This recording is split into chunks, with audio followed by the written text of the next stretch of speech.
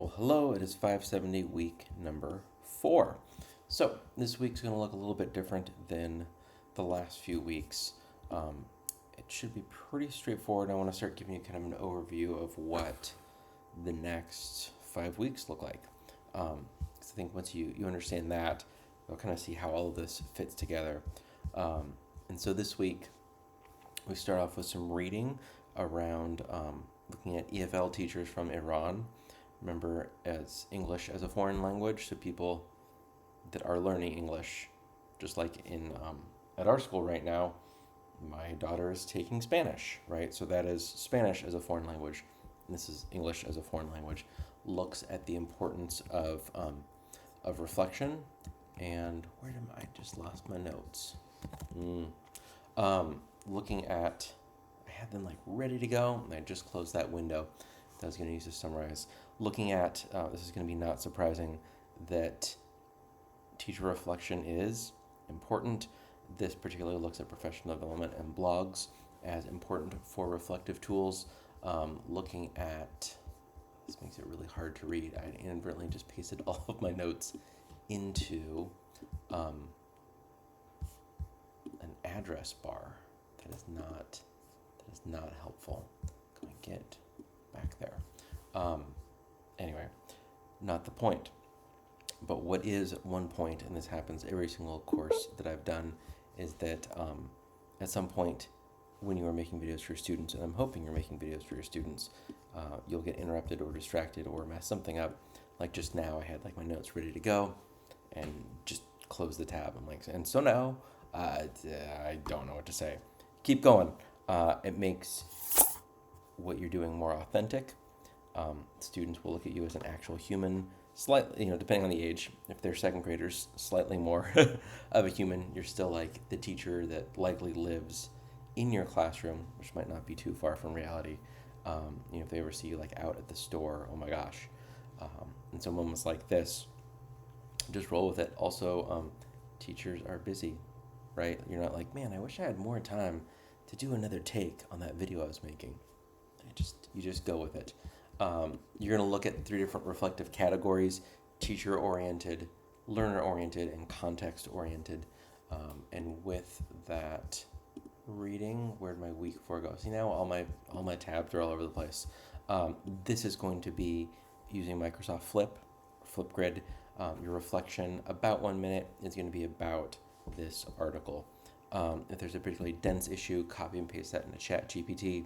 Help it ask, kind of summarize it for you. You can also take some of your notes, and instead of kind of reading your notes, you can take your notes, paste them into ChatGPT, and say, I'm about to record a 1-minute video.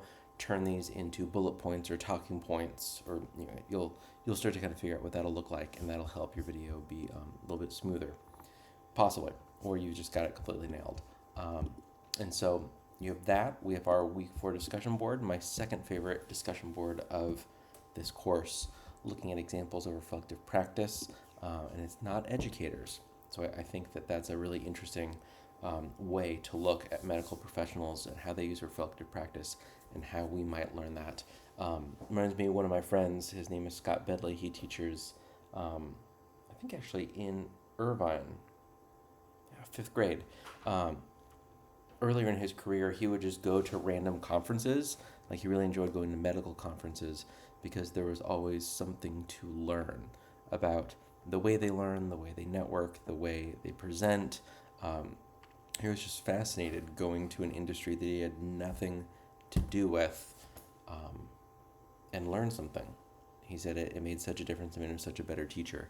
I can't imagine like someone putting in for like, I want to go to a medical conference on heart disease. Someone's like, why? You teach 5th grade? I don't understand. Like, trust me, Scott did it. He teaches 5th grade also. But I think you'll watch it and be like, oh my gosh, that was actually really, really useful. Keep in mind, initial post on that discussion board Thursday. Response to your classmate, singular, on Sunday. So that's your discussion board. The EFL reflection is on Flip. That gets sent out, and then looking ahead to week 5, so not this week, not week 4, but next week, week 5, you have your reflective practice implementation progress report. So open that up, look at that Google Doc. It's going to walk you through and give you a template on something appropriately titled Reflective Practice Implementation Progress Report. You're going to share that with me. You're also going to eventually submit that to Canvas.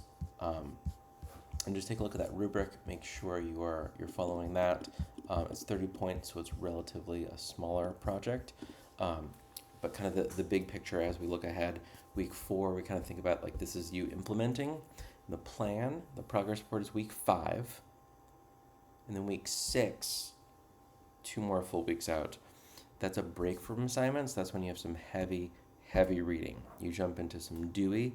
I'm already going to tell you right away, like there's some little gray rectangles, some gray boxes. Read those first. Also copy and paste sections into ChatGPT and say like, summarize this for me. This is so dense.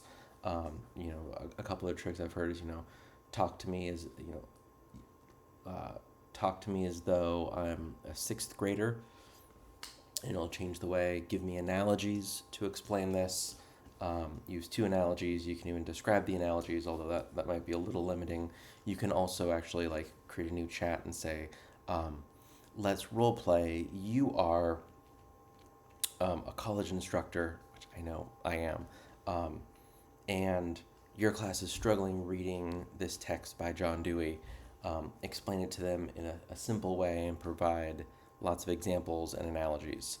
And then once you have that and you paste in some text, you'll get like a different interaction, and then you can ask questions about it. And it's a way to like, if you're feeling stuck, when we get to week 6, those are some ways to kind of get unstuck. Because it's really dense. It's really good. Like I have friends that have taken pictures next to like Dewey statues. Also, I noticed. Do you know the movie School of Rock?